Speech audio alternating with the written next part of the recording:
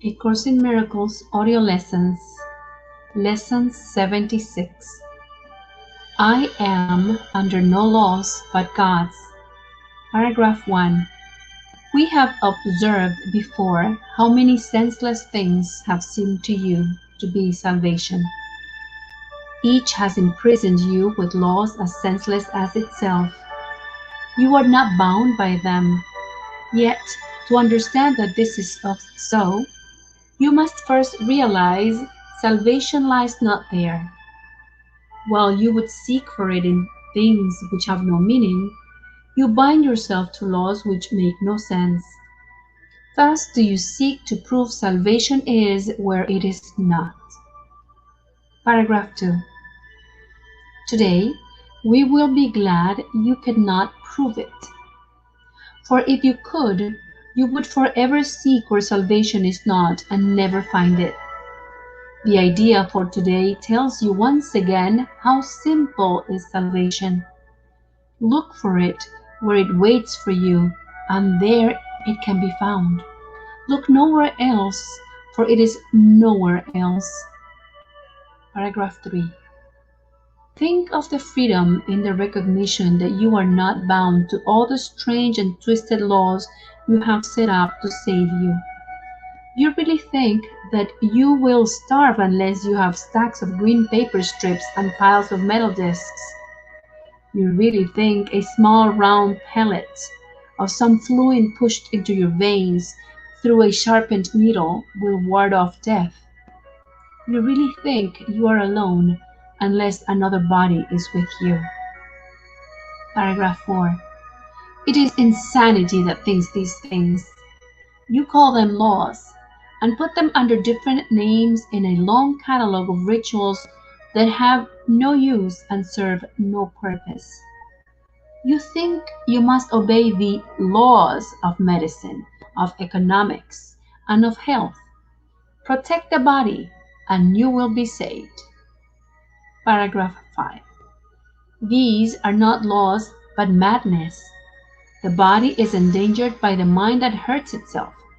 The body suffers that the mind will fail to see it is the victim of itself.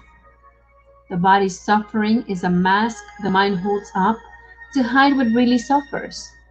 It would not understand it is its own enemy, that it attacks itself and wants to die. It is from this your laws would save the body. It is for this you think you are a body. Paragraph 6. There are no laws except the laws of God. This needs repeating over and over until you realize that it applies to everything that you have made in opposition to His will. Your magic has no meaning. What it is meant to save does not exist. Only what it is meant to hide will save you. Paragraph 7. The laws of God can never be replaced. We will devote today to rejoicing that this is so. It is no longer a truth that we would hide. We realize instead it is a truth which keeps us free forever. Magic imprisons, but the laws of God set free. The light has come because there are no laws but His. Paragraph 8. We will begin the longer practice periods today with a short review of some of the different kinds of laws we have believed we must obey.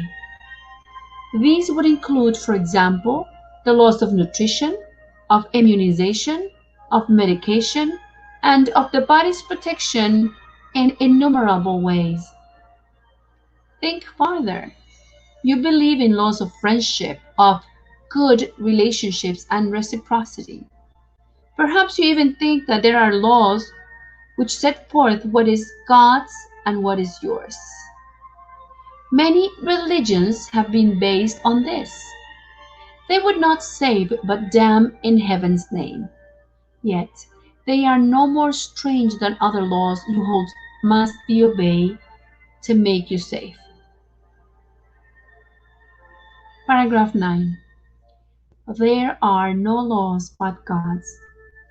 Dismiss all foolish magical beliefs today and hold your mind in silent readiness to hear the voice that speaks the truth to you. You will be listening to one who says there is no loss under the laws of God.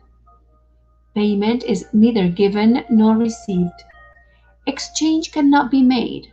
There are no substitutes, and nothing is replaced by something else. God's laws forever give and never take. Paragraph 10. Hear him who tells you this, and realize how foolish are the laws you thought upheld the world you thought you saw. Then listen farther. He would tell you more about the love your Father has for you, about the endless joy He offers you, about His yearning for His only Son, created as His channel for creation, denied to Him by His belief in hell. Paragraph 11. Let us today open God's channels to Him and let His will extend through us to Him. Thus is creation endlessly increased. His voice will speak of this to us, as well as of the joys of heaven which His laws keep limitless forever. We will repeat today's idea until we have listened and understood there are no laws but God's. Then we will tell ourselves as a dedication with which the practice period concludes. I am under no laws but God's. Paragraph 12. We will repeat this dedication as often as possible today, at least 4 or 5 times an hour, as well as in answer to any temptation to experience ourselves as subject to other laws throughout the day. It is our statement of our freedom from all danger and all tyranny. It is our acknowledgement that God is our Father and that His Son is saved. End of Lesson 76. I am under no laws but God's. Enjoy your practice.